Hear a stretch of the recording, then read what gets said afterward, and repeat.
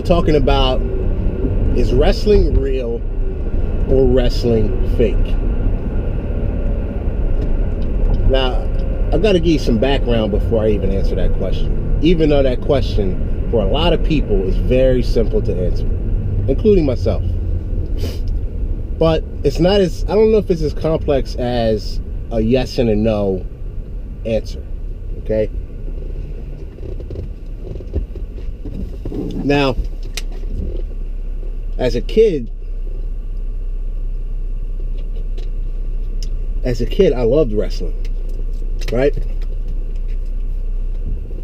All the characters, or all the wrestlers, whatever you want to call them, all the personalities, even though I didn't understand all of it, it was awesome, all right?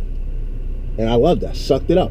I had moms buy every single wrestling figure, wrestling, wrestling ring, any kind of merchandise, man. I was on it.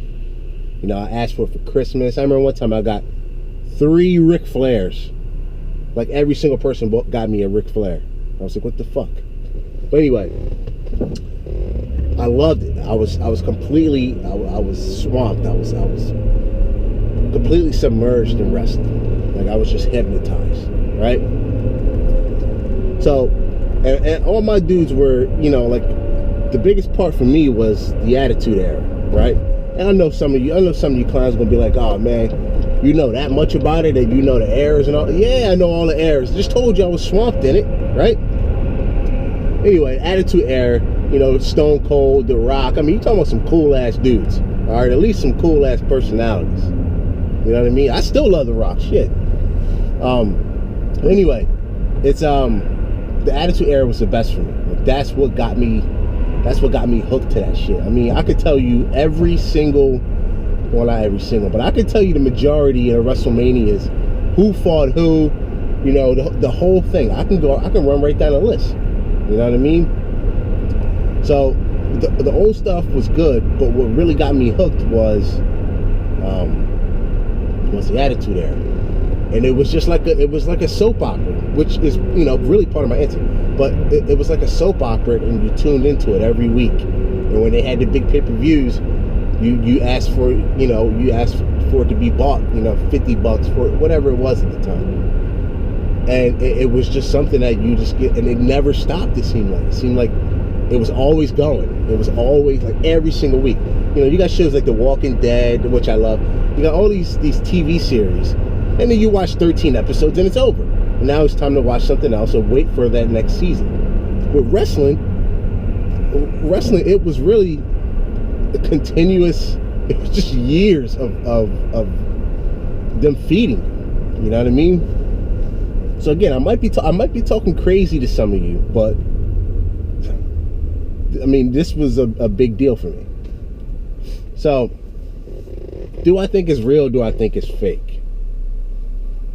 I think the moves and the danger is real, but obviously the story's fiction. Come on, it's fiction. Now, as a kid, that's easy to believe, just like the Easter Bunny or Santa Claus. It's very easy to believe that those things are real. Same with wrestling. I mean, Santa Claus is bringing you gifts. Wrestling's not doing that for you. I get that, but it's still the same idea, right? And as you get older, you realize that it's not, like, the story's not real. You know what I mean? Like, the Undertaker didn't die 6 times and come back. You know what I mean? Like, it's not real life. When you're a kid, that's easy to believe. But I think the stories are fiction, and the development of it, I think it's all fiction. But them moves are real. You know what I mean? Them moves are super real. All right? And, you know, dudes dying in the ring, you know, Owen Hart, all that stuff, that's real. You can, one wrong move, neck broken, right? These dudes are breaking ribs, and they're still, I mean, these just badass dudes, right? And yeah, a lot of them are probably on steroids, all that shit. But,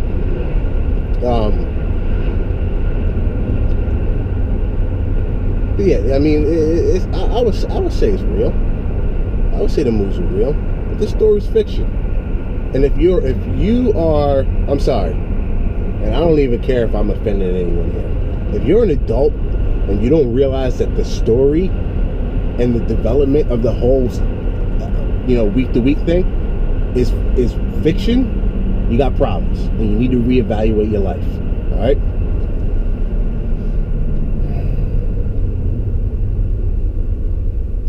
But to end this video, I'm gonna give you my top 5 managers. All right. And I know some of you are gonna dispute it, but whatever. You can comment down and let me know if who would you sub in or sub out, whatever. I'm gonna try to remember this because I made a list, but I'm gonna give you the top 5. I'm gonna try to go in order. I'm gonna start at number 5. Number 5 got to be $1 Million Man, because he could talk some shit. And come on, the dude was fucking throwing money around. I mean, dude was balling out every fucking week. So I got some $1 Million Man. Even though I like him as a wrestler too, he's my number 5 manager. Number 4 got to be Jim Cornette, because the dude was annoying as shit, always interfering, and he was he talked a big game, but when it came down to get to it, he was a bitch, right? So, but he was annoying, and that's what managers are supposed to do, some of them. So I'm gonna go him number 4. Number 3, I gotta go Jimmy Hart, Mouth of the South.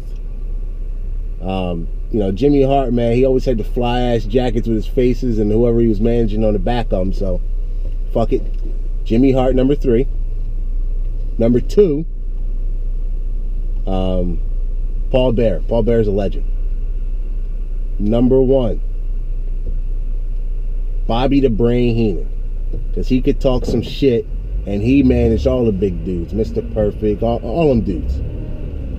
So he's number 1. I left Paul Heyman off the list because I know some of you, it's just not my era, man. You know what I mean? Like I said, I was influenced earlier on, and then by the time Paul Heyman got around to being what he is now, I think he was in ECW too, but being what he is now, like I wasn't around for that, man. I was a grown up by then, so I was off it. So I left him off my list. So let me know what y'all think about the list. Comment down. Hey, don't forget to like the video and subscribe to the channel. All right.